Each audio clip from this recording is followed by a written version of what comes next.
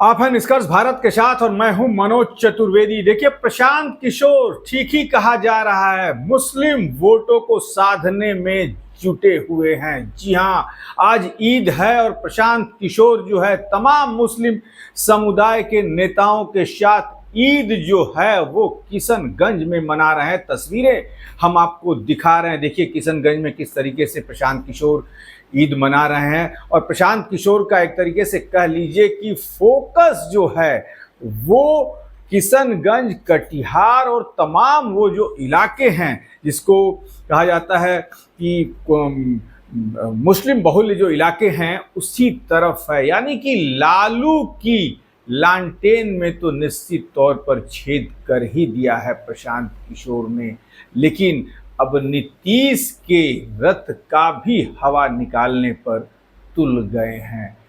क्या कुछ कह रहे हैं, उन्होंने कहा कि नीतीश कुमार जो हैं वो मुख्यमंत्री नहीं है, मुख्यमंत्री तो अमित शाह और उनके अधिकारी सरकार चला रहे हैं। नीतीश कुमार तो मुखौटा हैं। जी हाँ, सुन लीजिए। कहीं न कहीं पिछले कुछ वर्षों में नीतीश कुमार जी की जो सरकार है उसका इकबाल ख़त्म हो गया है।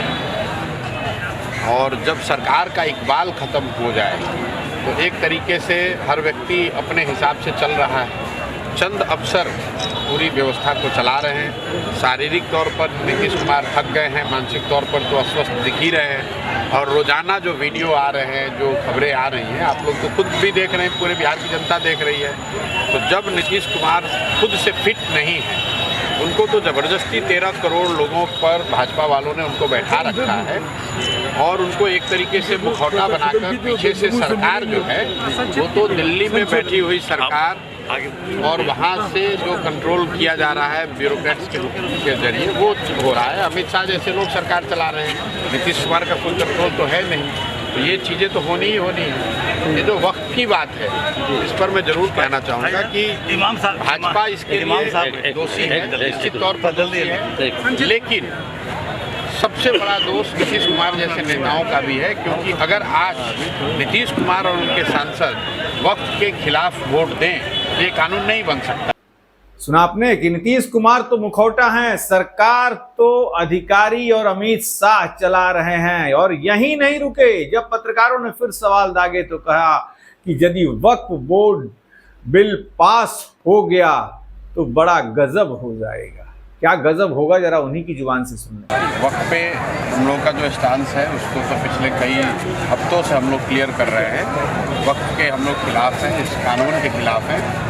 और कानून के खिलाफ होने की बड़ी वजह यह है कि जो बातें इस देश के फाउंडिंग फादर्स ने देश के को बनाते समय समाज के विभिन्न वर्गों से जो वादे करे गए हैं, जो एश्योरेंस दिए गए हैं, उसके साथ वादा खिलाफी नहीं होनी चाहिए। और ये सिर्फ हमारी नज़र में सिर्फ मुसलमानों का मसला नहीं है। जो भी वादे किए गए वो चाहे हिंदुओं से किए गए हों या मुसलमानों के साथ किए गए हों, और जिसके आधार पर इस सारे लोग देश में उन्होंने एक साथ रहना, सेकुलर देश का हिस्सा बन के रहना स्वीकार किया है, अगर उसमें कुछ आमूल चूल परिवर्तन होता है तो जिन वर्गों को उससे तकलीफ हो सकती है उन वर्गों को बिना कॉन्फ्रेंस में लिए हुए किसी भी तरह का कानून में परिवर्तन ठीक नहीं है।